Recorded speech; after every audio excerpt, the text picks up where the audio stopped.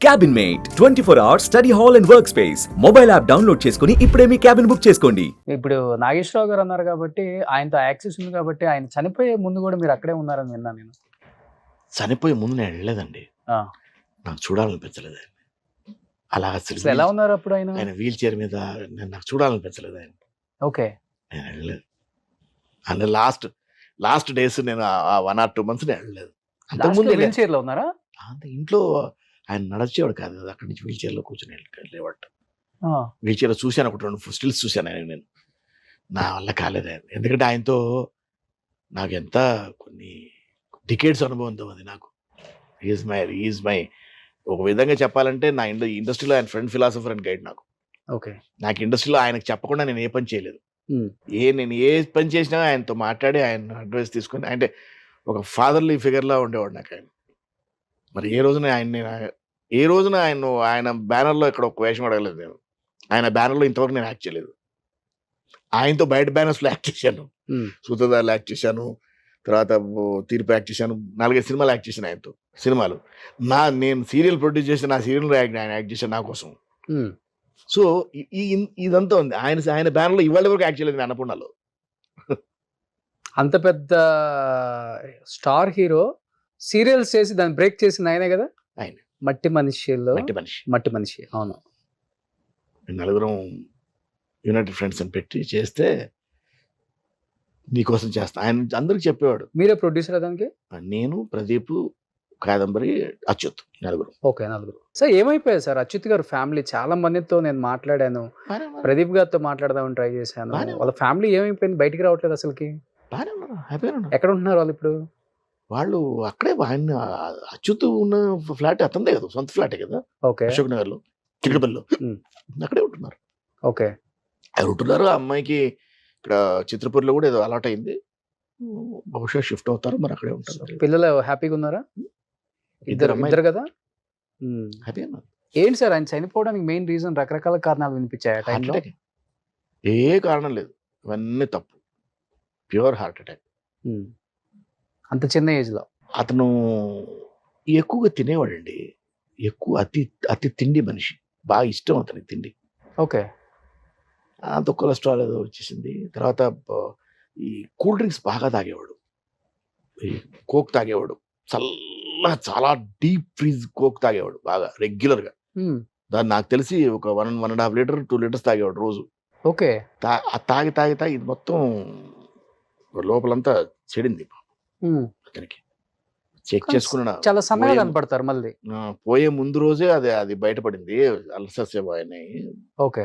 దాన్ని ఎందుకు అశ్రద్ధ చేయొద్దు వచ్చేదంటే, లేదనే ఏదో ఫంక్షన్ ఏదో ఉంది, విజయవాడకి వెళ్ళి మన తిరుపతి వెళ్ళి వస్తాను, వెళ్ళి రాగానే క్యూర్ చేసుకుంటాను నేను, గో ఫర్ ట్రీట్మెంట్ అన్నాడు.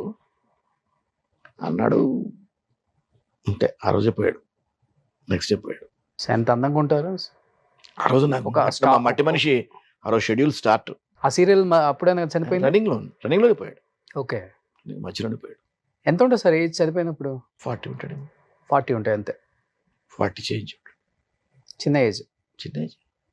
చిన్నవాడే. అప్పటికి మంచి సినిమాలు చేశారు ఆయన. సీరియల్స్ లో ఆయన మంచి పొజిషన్ వచ్చాడు. సినిమాలు కూడా మంచి పొజిషన్ వస్తున్నాడు. సినిమాలు కూడా మంచి క్యారెక్టర్స్ చేస్తున్నాడు.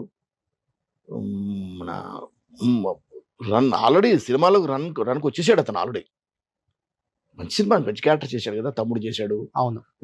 అప్పుడు పవన్ గారికి చాలా, ఆ ఫ్యామిలీతో చాలా క్లోజ్ ర్యాప్ డెవలప్ చేసుకున్నాడు. మంచి మంచి క్యారెక్టర్స్ పడుతున్నాయి. యాక్చువల్గా వాడు బతికుంటే విజయశాంతి గారి కాంబినేషన్ సినిమా చేయాలి హీరో అంటే లేడీ ఓల్టెడ్ సినిమా, అందులో ఆవిడ కాంబినేషన్ హీరో చేయాలి. వాడు బతికుంటే అది చేసి ఉండేవాడు. పవన్ గారికి మంచి ఫ్రెండ్ అయ్యాడు.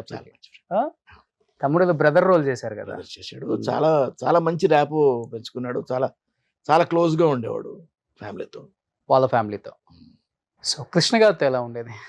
Lovely man. ఎక్కువ మాట్లాడారు కాదు అని విన్నాను నేను. ఆయన లేదండి, అట్లేం లేదా? అయ్యయ్యో, చాలా జోవియల్ మ్యాన్ అండి.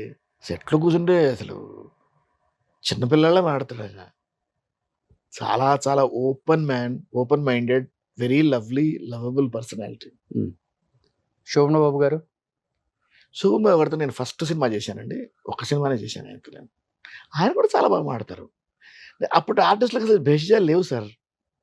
నేను చెప్తున్నాను కదా, అసలు బిగుసు కూర్చోవడాలు లేవు. వాళ్ళు సెట్లోకి వస్తే చిన్నపిల్లల అందరు ఆర్టిస్టుల్లో కలిసిపోయారు. కృష్ణరాజు గారితో చేశాను. కృష్ణరాజు గారు అంటే రాజే ఆయన. Is a king by himself.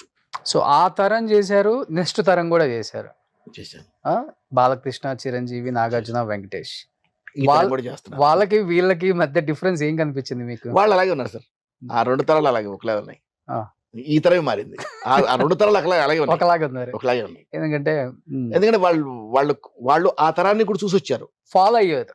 వాళ్ళు చూశారు, ఫాలో అయ్యారు. అంటే ఆ తరం ఎలా ఉంటుంది సెట్ లో అన్నది వీళ్ళు సెట్స్కి వెళ్ళి కూర్చుని వాళ్ళతో పాటు టైం స్పెండ్ చేసి ఆ తరం చూశారు, ఆ తరాన్ని ఫాలో అయ్యారు. నెక్స్ట్ తరం ఇప్పుడు వాళ్ళకి అది తెలీదు. ఇప్పుడు వాళ్ళు అంటే ఎవరు ఒక ఫ్యామిలీ దాంట్లో వచ్చిన వాళ్ళు కాదు. ఇంక్లూడింగ్ నేను విధంగా చెప్పాలని నాగేశ్వర గారి ఫ్యామిలీ అయినా కూడా సరే, ఇప్పుడు ఈ జనరేషన్ వాళ్ళ తాత తరం చూసి వచ్చిన వాళ్ళు కాదు, వాళ్ళ తండ్రిని చూసి వచ్చిన వాళ్ళు తప్ప. బట్ కొంతవరకు ఫ్యామిలీ ఉన్నవాళ్ళు ఇంకా ఆ డిసిప్లిన్ ఇంకా ఉంది కొంతవరకు. అంటే సినిమా ఇండస్ట్రీ ఫ్యామిలీ నుంచి వస్తున్న వాళ్ళు ఇంకా ఆ డిసిప్లిన్ కొంచెం.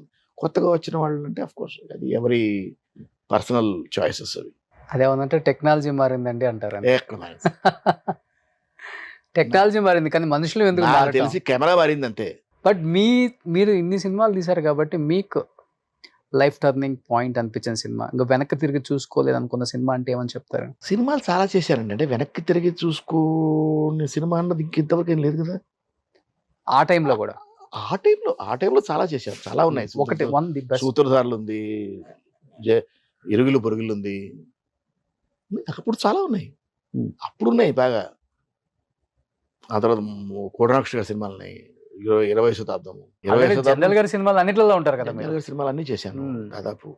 ఆనాపేట తర్వాత దాదాపు అన్ని సినిమాలు చేశారు. అండ్ జంజాల గారు టెలివిజన్కి ఈటీవీకి చేసిన అన్ని టెలిఫిల్మ్స్ కి నేనే హీరోని. ఆయన సినిమాలు కూడా చేశాను. ఆయన సినిమాలు చేశాను, చాలా చేశాను. విశ్వనాథ్ గారి సినిమాలు చేశాను. విశ్వనాథ్ గారి స్కూల్లో చేశారంటే విశ్వనాథ్ గారి సినిమా చేసి one of the finest best actor అని. ఇంకా విశ్వనాథ్ గారు చేశాను, సెల్వరాఘవన్ చేశాను, శ్యామ్ బెనగల్ చేశాను. పెద్ద వాళ్ళు చాలా